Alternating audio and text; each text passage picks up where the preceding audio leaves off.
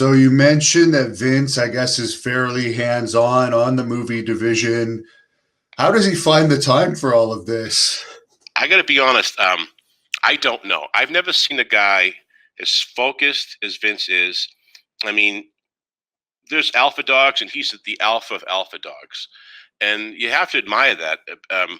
Because I only saw Vince at the capacity as the head of the movie studio. I saw him in that capacity, and the head of the wrestling job. He was my boss there, but there was many hundreds of decisions he made every day as CEO of that company that affected everything. The things I didn't know about, that affected his personal stuff, but just the things that affected his publicly traded company. So the old saying, "Heavy is the brow that wears the crown." I mean, yeah, Vince, he's up early. It's his mind is always focused on the business, and I could honestly say this, that he loves this business. It's not about the money for Vince, even though he's got a lot of it. It's about the love of the business and for the love of the fans. That's what he cares about. He would tell me every day, every Monday, we're on that plane flying out to whatever show we're doing. We're the luckiest people in the world to be working in this business. And so he likes to keep his hands on things. I think with the movie business, I can honestly say that he was an outsider in Hollywood, and so he had people working for him that he trusted. I think at one point he shouldn't have trusted, because I was hearing things back and forth, and you're coming to a different world altogether, so you think you're hiring the best people. In hindsight, there are things that happened that shouldn't have happened, but you learn from experience. It's just the way it is. I mean, you can't trust everybody, and not everybody's going to do the best job anyway. It's not your money. So, they're not going to do the best job sometimes. That is 100% true. Now, I guess you worked fairly closely with him then. You mentioned that you would travel to the shows with him. How closely exactly did you work with him?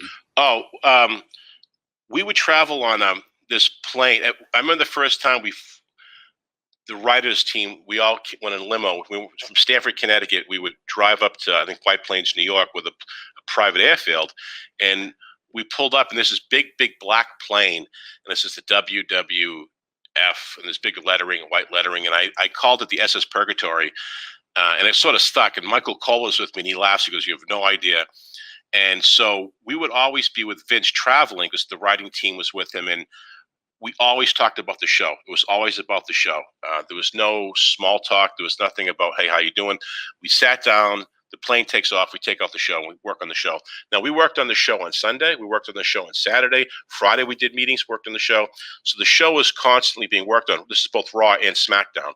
So I was with Vince practically, 4 or 5 times a week, traveling with him, being in meetings with him. So I thought I get to know the guy fairly well, to the extent I could. But I was a fan of wrestling. I was a historian, a film fan. So there's a lot of things me and Vince talked about that weren't quite wrestling related, that he thought I appreciated. So he would give me these little tidbits of history once in a while.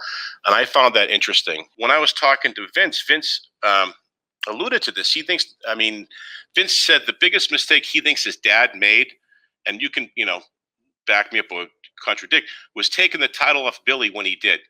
Because Billy had so much heat. Billy was always selling out the guard, and Billy was the guy. And to stop that momentum, I thought was a mistake. And I think Vince realized in hindsight that it was a mistake. I don't think we saw Billy's full potential as a champion. But I'd never seen a character as charismatic like that before. And I think that opened that opened the doorway to a lot of different people. A lot of different wrestlers today owe their livelihood to Billy.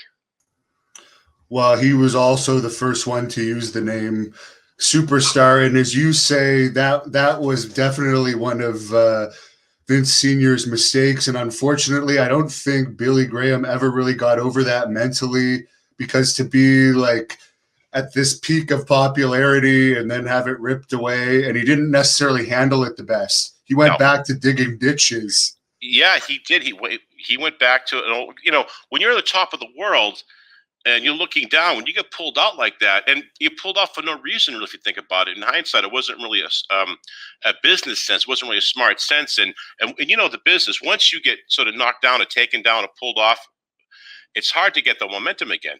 It's hard to get that push again. So you want to keep going. You always want to keep going forward and forward. And it's bad enough with injuries and being hurt and taking time off. And if the office is taking you out of that position, it's really hard to get your momentum going again. Thank you for watching the Hannibal TV. Please like this video if you enjoyed it and click the subscribe button to not miss any of our latest shoot interviews, match videos, or news updates. Support us on patreon.com for $1.99 a month to watch our full shoot interviews ad-free and help our channel grow. Follow us on Twitter at the Hannibal TV for instant updates.